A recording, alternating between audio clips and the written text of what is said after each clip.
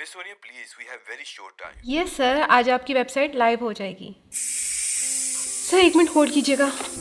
कभी कभी life challenging लगती है जब आपको घर चलाना भी हो और संभालना भी।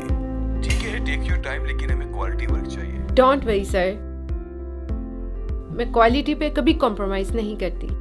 ऐसे में साथ हो कोई भरोसेमंद तो मुश्किल काम भी मुश्किल नहीं लगते, यूं समझिए कि चुटकियों में हो जाते हैं। कामयाबी उन्हीं के कदम चूमती है जिनमें जिम्मेदारियां उठाने का हौसला हो।